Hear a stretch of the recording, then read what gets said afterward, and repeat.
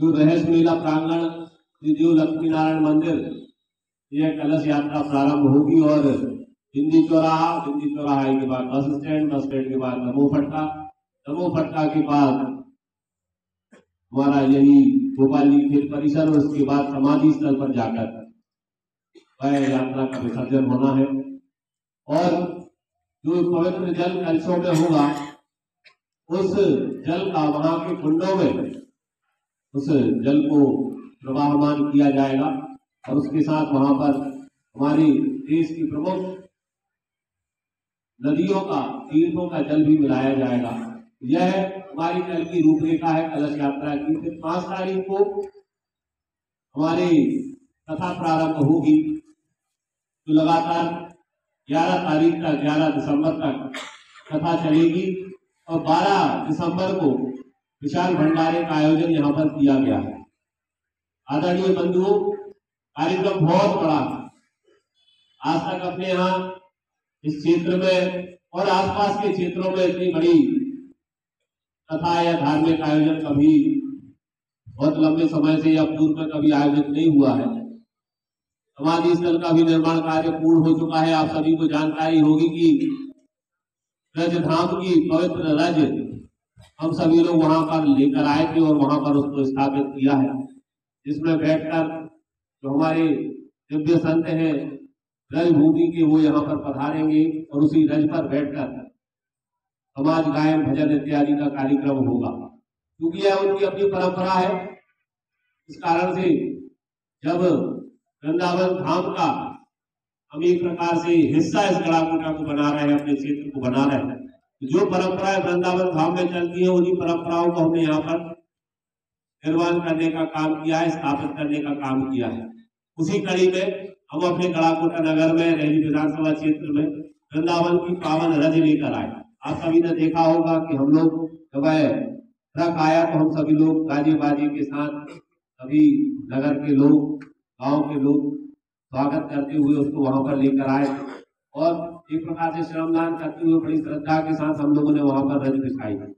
जहाँ पर पूज्य भगवत नरसिंहदेव जी महाराज की समाधि स्थल का निर्माण हो रहा है, जहाँ पर उनकी चरण पादुकाएं रखी जानी है, उस आसन के नीचे भी बॉक्स बनाकर उसमें रज बिछाई गई है। क्योंकि पूज्य किशोरदास जी महाराज ने कहा था कि भगवत नरसिंहदेव जी महाराज ऐसे हैं कि ये बिना रज के कहीं रहते ही नहीं।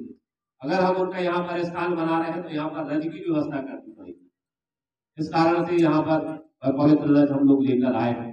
और अब कल कलश यात्रा होगी, जिसमें आप मानकर चलिए कि 10-11 हजार से ज्यादा महिलाएं मातृशक्ति कलश यात्रा में शामिल होगी।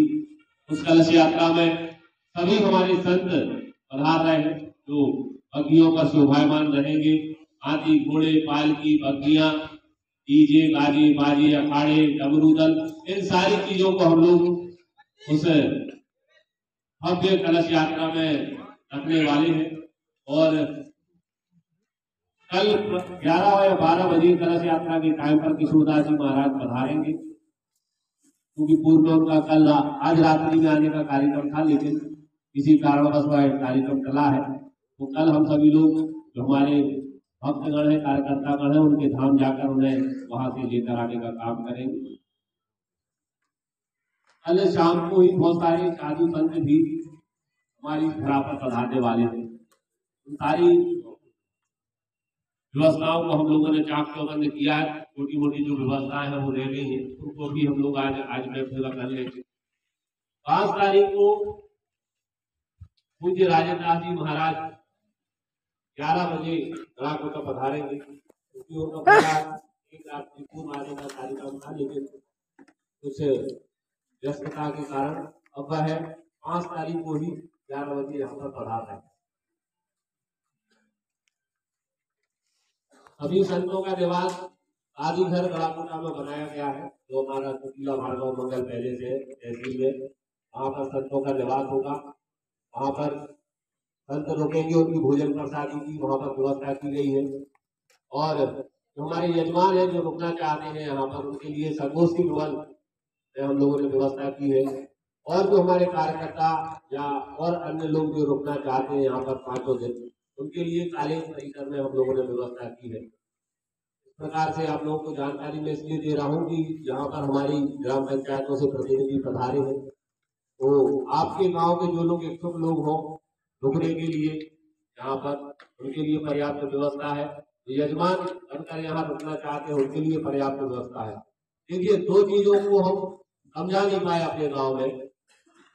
एक, यजमान बनने के लिए कई लोगों का ये कहना था कि यजमान ये 7 दिन कौन बैठेगा।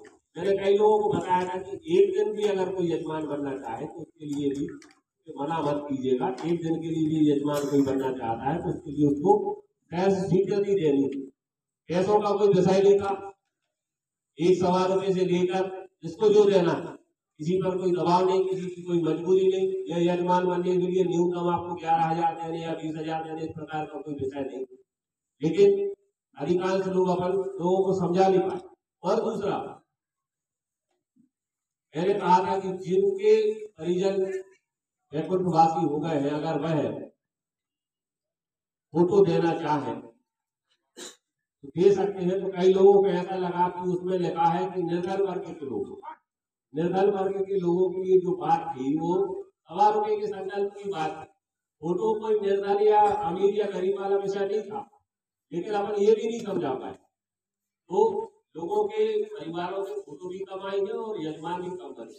खैर, अब ये सारी विषय वस्तु खत्म हो गई है, इन चीजों का नहीं है, क्योंकि हमें बहुत सारी चीजें चेकआउट करनी है, बहुत सारी चीजें आज ही करनी है, क्योंकि भीड़ भाड़ बहुत ज्यादा रहनी है। तो कौन कहाँ से आएगा, किसके पास रहेंगे, कौन यजमान के पास किसको दिए जाएंगे, वीआईपी पास किसको दिए जाएंगे, ये सारी चीजें आज भी सभी लोगों को चार्ट चौबंद करनी।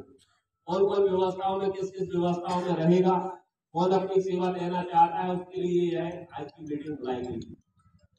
क्योंकि आपको हमेशा एक आई कार्ड लगा के रखना पड़ेगा। आप अगर मंच की व्यवस्था, मंच की तो खैर कोई व्यवस्था नहीं है, तो हमारी व्यवस्थाएं थी